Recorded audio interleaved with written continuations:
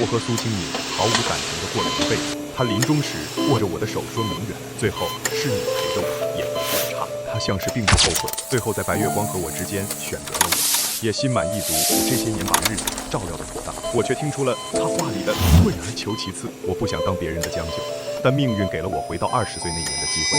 我问自己，还愿意再经历上一世的人生吗？答案当然是不。我要远离他，去做更重要的事。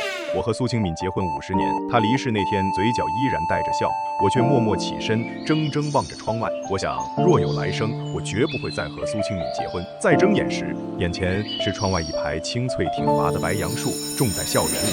恍惚间，一节沾满粉笔灰的教鞭敲在我肩头。顾明远，你把我刚讲的那个受力分析说一遍。我站起来，见大学物理的任课老师站在讲台上，眉头紧锁地瞪着我。后排马上有人笑得起哄。老师，他不是我们班的，他是陪对象来上课的。老师脸色一沉，转身要继续写板书。这时，身边的苏清敏突然开口：“我跟他不熟。”教室里瞬间安静，我心跳如雷。这个时候的苏清敏青涩，但已经有种让人望而却步的冷傲。她一向清冷孤傲，高岭之花的模样让我沦陷。此刻的她更是冷若冰霜，丝毫不给人情面，像是故意要给人难堪。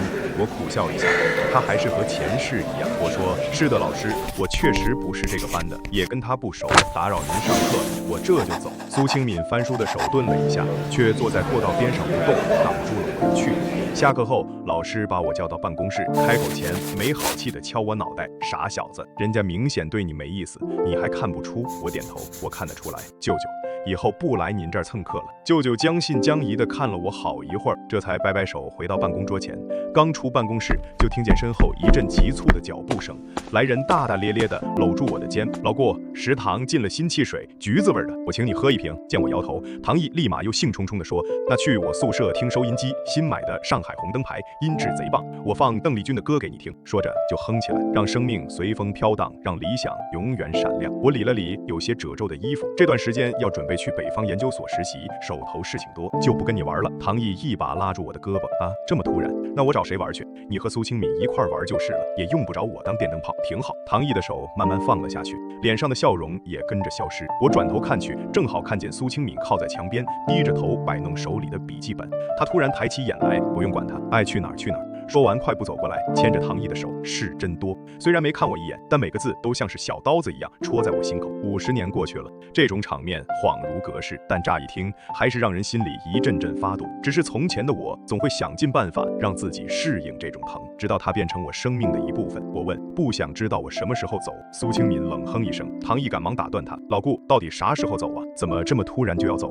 我推了推眼镜，望着实验楼前那排白杨树，等这些树叶全都黄了的时候吧，快了。从那天起，我再没去上过课。去研究所的事情是突然决定的，但准备资料要花不少功夫。正翻看着一沓研究所的介绍资料时，舅舅突然敲开我卧室门：“我学生来了，说是来找我请教问题。”结果放下东西就赖着不走了。要不你来看看？我扯了扯嘴角，就把门开着吧。舅舅，您先备课吧。北方的秋天来得特别早，风里已经带着一丝凉意，始终没听见皮鞋跟敲击水泥地的声音。等我从那堆繁杂的资料中抬起头，窗外已经暗了下来。我走到客厅，苏清敏就像从没来过一样。夕阳的余晖透过老旧的玻璃窗，在地上拉出长长的影子。这份寂寥突然让人有些恍惚。接下来几天，我认真研究了那家研究所的情况。我从小跟着舅舅长大，父母给我留下了一笔钱，各自过着自己的人生。前世直到我生命结束，也没能再见他们一面。不过这样互不干涉的状态，倒也活得随心。我把选定的研究所告诉了舅舅，他说那研究所很不错，在国内导航系统领域算是顶尖的。对了，小苏这几天打听你要去哪儿，这丫头能主动关心别人可不多见，你要不亲自跟她说说？我冷笑，舅舅不是最看不得我没眼力见，老往苏清敏和唐毅中间凑吗？害得您在戏里都不好意思认我这个外甥。舅舅重重叹了口气，我是怕你在感情上一时冲动，想清楚了就别后悔。我点头，舅舅放心。第二天我回了趟戏里，没想到实习的事事情已经传遍了整个年级，舍友看我收拾资料，忍不住阴阳怪气。哟，顾明远，你不是孤儿吗？怎么还有钱进研究所啊？我爸都说了，能进那种重点单位的都不是一般人，你怎么可能去得了？我随手拿起一本力学笔记翻了翻，然后直接扔进了垃圾桶。那人伸手想捡，却僵在半空。我冷声道：“唐毅没跟你们通气，这些资料就不留给你们了，反正他承诺了好处吧。”那人慌忙解释：“不是，不关唐毅的事儿，他什么都没说。”我整理书包的手一顿：“是吗？那你就是存心找不痛快了。”拎起帆布包转身就走，那人还想跟出来。我停在门口，用手指隔空点了点他。我之前就觉得宿舍里有小偷，东西总莫名其妙的不见，这次不知道又有哪个贼会把我的笔记捡走。他脸色瞬间煞白，转身冲回宿舍，狠狠地捶拳墙壁。我大步流星地走出宿舍，抬头望天，难得的好天气。秋老虎的威力已经减弱了不少，但比秋凉更快到来的是意料之外的人。刚走到校门口，就有人一把抽走了我手里的帆布包。你要去北宁研究所，不是你学的导航技术专业吗？以后不准备和你爸妈从事一样的工作了。我愣了一下，苏清敏居然打听到了这么多我还没来得及说的事。我淡淡的说，觉得父母太远了，或许不做同行也能见到他们，说不定哪天他们执行任务用的导航系统就是我参与研制的，这不也是一种相遇吗？苏清敏手一松，帆布包掉在地上，东西散了一地，这种包确实不太方便。我蹲下身开始收拾。苏清敏烦躁地踢开一本掉在脚边的笔记，这些破烂也值得你专程回来一趟，连句告别也不值得和我说。我直视着他的眼睛，以什么身份跟你告别呢？苏清敏一脸困惑。前世我们在一起是在5年后，那时我们都已经工作了。唐毅去了南方，攀上了一个军工企业老总的女儿，很快就结了婚。1个月后，苏清敏主动来找我，问我想不想结婚。即便那时我们已经3年没见过面，我毫不犹豫就同意了。年少轻狂时，总以为时光可以抚平一切，只要能和苏清敏在一起，其他的都可以慢慢来，包括让她真心爱我。可50年过去，我依然未能如愿。讽刺的是，重生后短短几天，我对苏清敏态度冷淡了，反倒看到了前世我朝思暮想的关心。但我看透了，苏清敏心里没我，至少现在不会，她只是不习惯。我没等苏清敏开口，苏清敏，除了你，谁都不知道我父母是科研人员，对吧？所有人都以为我是个孤儿，比如迎面走来的唐毅。苏清敏皱着眉头，我从没跟别人提起过，你本来就不爱说家里的事儿。确实如此，我们3人里只有唐毅以为我是孤儿。苏清敏咬了咬下唇，你到底想说什么？唐毅没有说过任何关于你的事，你应该相信他。在外人眼里，我和唐毅的关系最铁，按理说他最该替我保守秘密。我没有回答，只是看着穿着深蓝色工装裤的唐毅推着自行车向我们走来。我后退一步，弯腰把散落的资料装进帆布包，随手扔在台阶边，转身大步离开了校园。我要去实习的事传得沸沸扬扬，有人羡慕，有人酸言酸语，有人说苟富贵勿相忘，甚至有人张罗着要给我办个欢送会。老师礼堂里，苏清敏独自坐在角落的长椅上，沉默如常。吊扇呼呼转动，同学们看我推门进来，纷纷欢呼，欢迎我们系第1个进重点研究所的高材生顾大才子上台给大家表演个节目呗。听说那研究所要求可高了，来一个专业汇报怎么样？环视一周都是熟悉的面孔，大多是唐毅平时玩得好的一群小女生，还有他们的室友。我走上台，拿起话筒，那就唱首潇洒的走吧。不等别人说什么，我自己点开了伴奏，唱到也许你从来不愿告诉我，我也不想再问你为什么时。角落里的苏清敏动了动身子，挂在额前的长发遮住了她的表情。前面那句是所以我将忘记你的回忆，她始终一动不动。这段3个人的纠葛也该结束了。一曲唱罢，讲台下响起稀稀拉拉的掌声。我走到桌边，拿起一瓶北冰洋，灌了一大口，礼堂里又热闹起来。同学们争先恐后的上台，各种跑调的歌声此起彼伏，逗得大家直笑。苏清敏突然开口，顾明远，你说为爱就该勇敢是吧？我直视着他，对，爱和不爱都是。他的目光落在已经跟一群女生打成一片的唐毅身上，所以他交那么多女朋友也没什么不对，是吗？他只是换女朋友勤一点而已，又没做什么坏事。我始终觉得他只是性格外向罢了。苏清敏转头看我，所以我不信是他泄露了你的秘密，包括今天这场聚会，就算跟他有关，我也不相信他是故意的。顾明远，我以前没觉得你这么爱猜忌，你让我很失望。我晃了晃手里的半瓶汽水，那又怎样？什么？苏清敏，你其实从来都知道我喜欢你吧？他猛地别过脸去，回避我的视线。我继续说，在你看来，主动示好的人就是卑微的那个，外向的人做什么都是天性使然，而不讨喜的那个就该背负一切罪责。我从不这么认为。苏清敏伸手去拿桌上的北冰洋，边上的一盒香烟被碰到地上，他下意识看向正在说笑的唐毅，然后尴尬地捡起。我笑了。苏清敏，你其实也挺虚伪的。你的感情就像臭水沟里的淤泥，见不得阳光，却臭名远扬，人人眼鼻。苏清敏脸色铁青，抓起烟盒，抽出一根，拙劣地点燃后猛吸一口，像是在赌气。这种失态在他身上极为罕见，我却觉得恶心。我站起身，喜欢可以放在心里，但不该牺牲别人来成全自己。苏清敏，我不会再给你机会利用我了，从此你我最好形同陌路。苏清敏始终认为唐毅不会背后散播那些关于我的流言蜚语，也坚信这场处处透着他影子的欢送会不是什么别有用心的安排。在他眼里，一切都是我无事生非，存心针对。无所谓了，我今天来只是想跟过去的自己说声不值得而已。聚会结束后，我把自己关在实验室，专心研究导航系统原理。临近期末，唐毅还是找上了门，这在我的意料之中，大大咧咧一如往常，直接搂住我的肩，从挎包里掏出一沓泛黄的技术资料推到我面前来，这可是好东西，我托人弄来的内部资料都是最新的。我翻开资料，认真看了几页，他见状慢慢收起笑容，我还以为你对我有意见呢，看来是我多心了。我合上资料，你说的是哪件事？唐毅愣了一下，没什么，你没生气就好，过去的事就让它过去吧。对了，老顾，你怎么突然要去北宁？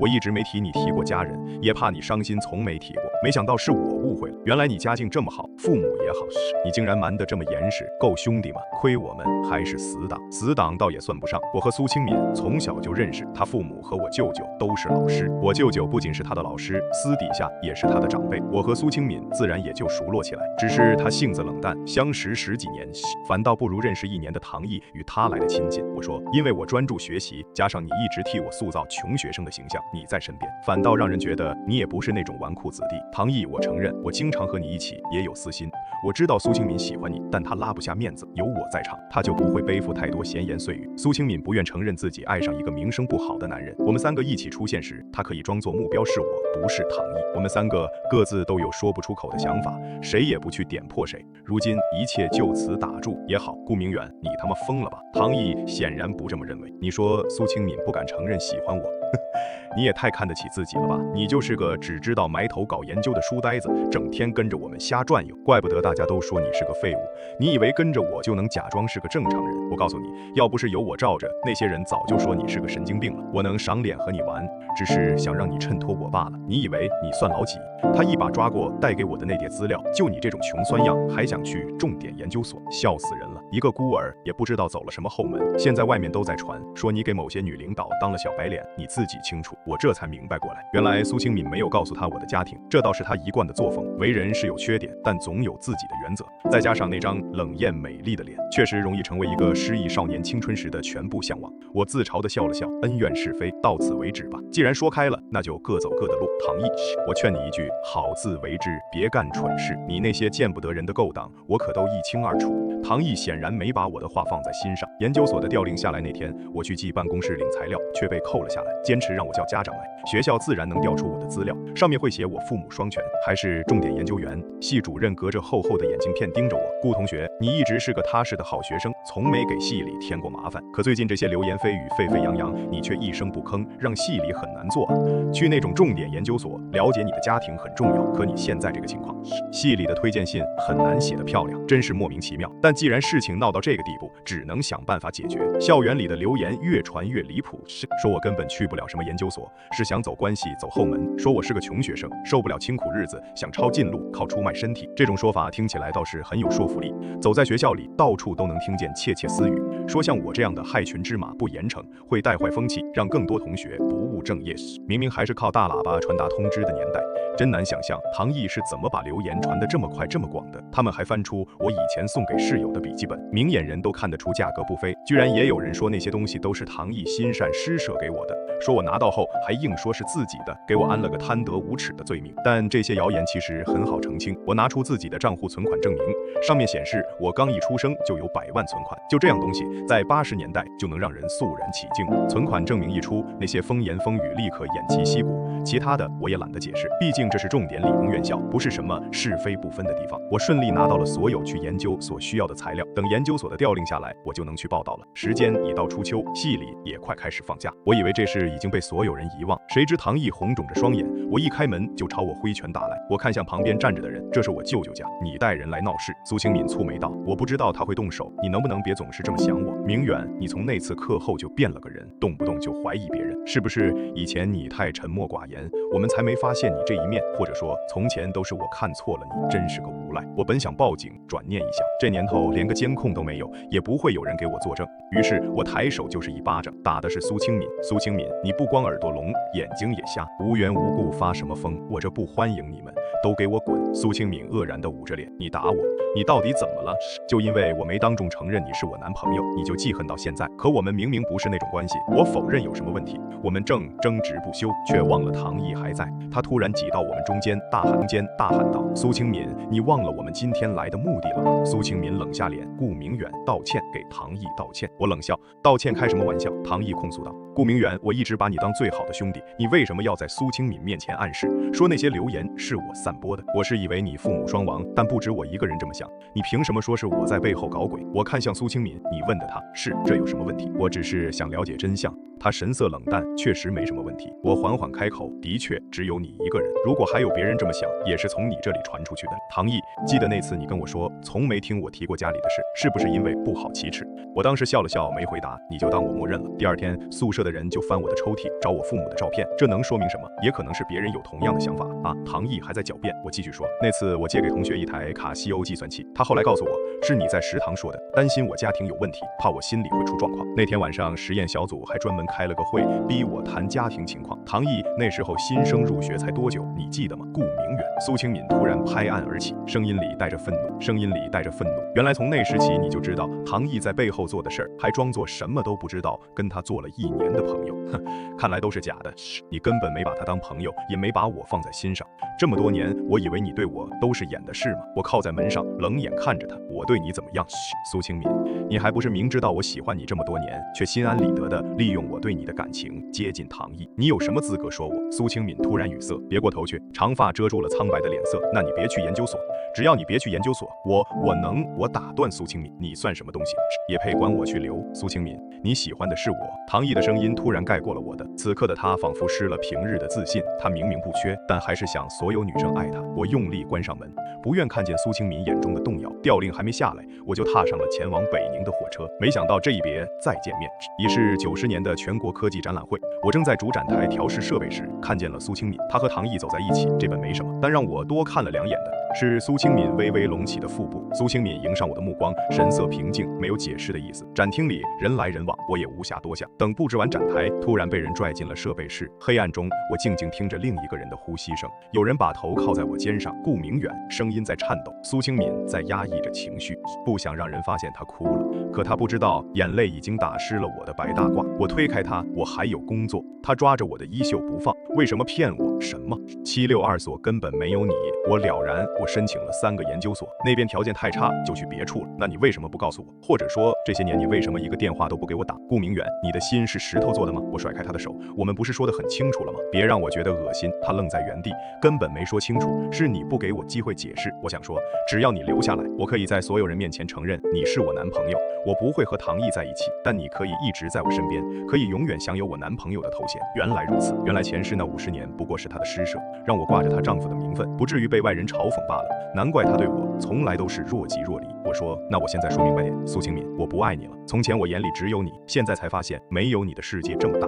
比起这些，你实在太微不足道了。抱歉，实在太微不足道了。抱歉，我得去工作了。苏清敏还想说什么？你为什么不问问我和唐毅是什么关系？为什么不问问这个孩子是谁的？为什么不问问我是怎么查到你去向的？顾明远，我是为了你来北宁的。我头也不回地走出门，在转角处理了李工作证，把这一切都抛在脑后。很快就从唐毅那里知道了这些问题的答案。唐毅不请自来，他说那天我把他和苏清敏关在门外后，他问苏清敏，顾明远说你不敢承认喜欢我，是真的，只要你敢，我就跟现在的女朋友立马分手，我们在一起，我以后身边只会有你。那天苏清敏主动吻了他，他们在一起后十分高调，还准备再办个聚会昭告全系，可谁也找不到我的人。那时我已经坐上了去北宁的火车。顾明远，你才是最会装的人，你藏的可真够深的啊，说走就走，一句招呼都不打。这些年你看着我在你面前壮阔摆谱，在你面前炫耀那些半吊子水平，你心里没少笑话我吧？唐毅握着茶杯，时不时喝一口，我看他喝得起劲儿，还是提醒道，你酒喝的胃不好，少喝这么烫的茶。他突然情绪激动，把茶杯重重砸在桌子上，你少在这儿装好人。顾明远，摆什么大尾巴狼的架子？要是我也像你一样，出身科研世家，从小就跟着父母接触最尖端的技术，吃喝不愁，我也能混到你这个位置。可我在你面前炫耀的那些东西，哪一样不是我拼了命换来的？你们这些富裕家庭出身的人，根本看不起我们这种普通人。要是让你从底层干起，未必比我强到哪儿去。我放下手中的茶，看着他，说完了吗？我不是来听他发泄情绪的。唐毅愣了一下，以前你不是最爱听我说这些？也是，谁让你当时那么贱，那么喜欢苏清敏呢？为了他，什么都愿意做，包括忍着性子陪我混。见我不耐烦，他突然露出一个得意的笑。想不想知道他肚子里的孩子是谁的？就是我的。我启程去北宁那晚，礼堂里没有我。唐毅眼看着苏清敏独自离开，那段时间，苏清敏总是一个人喝闷酒，一天比一天醉得厉害。终于有一晚，喝得不省人事的他遇到了唐毅，恍惚间把他错认成了我。后来他发现自己怀孕了，他找到唐毅问怎么办，说那晚的事虽然是个错误，但他也有责任。唐毅冷笑着质问他，你不是说只想和顾明远在一起吗？装什么清高？苏清敏，你这些年和那么多人交往，没一个能入得了你的眼。你喝醉了把我当成他，你知不知道当时你喊的都是他的名字？你不知道当时你喊的都是他的名字？要我把那些话都发给他听听吗？苏清敏脸色发白，够了，最后这个孩子还是被留了下来。你想知道当初那个孩子最后怎么样了吗？还有他现在肚子里的孩子为什么又会是我的？唐毅施施然靠着椅背问我，但我实在不感兴趣，看了看手表，假装有会要开。那时候连传呼机都还不常见。唐毅盯着我手腕上的电子表，眼里是赤裸裸的嫉妒。我笑了笑，抱歉，先走一步。他不甘心，后来又托人给我送来一封信，事无巨细地讲述了整件事。顾明远，我还是想跟你说清楚这件事。当初苏清敏同意让我负责，可他很快就约我去了医院，要做人流。你是男人，可能不知道，在我们这个圈子里，这种事要是传出去意味着什么。我平时就经常被人在背后指指点点，要是真去做了手术，还不知道要被人怎么编排。我求他别去，可他竟然跟你一样，二话不说就消失了。他跑去南方找他父亲，他父亲早就抛弃了他母亲，另组家庭，还成了南方某研究所的领导。他去求他父亲，想调去南方工作，他父亲根本不认他这个女儿，他居然还不嫌丢人，就是要去。可笑的是，你压根就没去762所，他白白丢了这么大的脸，这都是他活该。他自己去把孩子打掉后，我找他兴师问罪，他二话不说就把我按在招待所的床上。顾明远就是这么回事，你恶心吗？恶心的话就别再纠缠他了。你现在前途大好，最好别掺和进来，否则我什么都做得出来。字迹潦草，错别字连篇，看得出他写得很匆忙。好些地方前后说法都对不上，估计是在办公室里偷偷摸摸写的吧。我看着最后那个规规矩矩的此致敬礼，忍不住笑出了声，转头看向坐在对面满脸不安的苏清敏。你和唐毅日子过得不太好，也难怪。两个刚毕业没多久的年轻人，一个向来风评不好，终于搞大别人肚子，一个向来高冷却未婚先孕，在那个保守的年代，得承受多少闲言碎语。他们接连调走，大概是真的在原来的单位待不下去了。而唐毅死咬着不放，无非是看中了苏清敏背后的关系网，他想要更高的职位，更重要的项目。可是能帮唐毅做到这些的，不该只有苏清敏一个人吧？他的那些女朋友、干妈不都是能耐人吗？不该没人帮他。苏清敏打断了我的思绪，我们在那边确实待不下去了。唐毅不同意打掉孩子，还到处嚷嚷是他的孩子。那时候我已经由着他去宣扬我们的关系，我否认也没人信了，所以我干脆调走了。只是没想到会在这儿遇见你。他问我知不知道他为了能调到北宁付出了什么代价。见我毫无兴趣，他自嘲地笑了笑，又说那时我真的恨透了，特别想发泄。碰上唐毅来找我，我其实从来没有一刻不后悔那天的冲动。可我现在怀孕了，孩子是他的，他威胁我不能打掉，我也不敢冒这个风险，只能继续背负着这个错误。短短几天，我已经听够了他们的纠葛。我说这大概也是命中注定。那你现在来找我做什么？苏清敏他沉默了一会儿，眼神突然变得复杂。我说我重生了，你信吗？我的手突然停在实验记录本上，笔尖晕开一团墨字，一时不知该如何接话。苏清敏自顾自地说，你应该相信的，说不定你也重生了，不然怎么解释你对我的态度突然来了个180度大转弯？50年是不是耗光了你对一个人的所有耐心？一朝重生，你就想换个活法？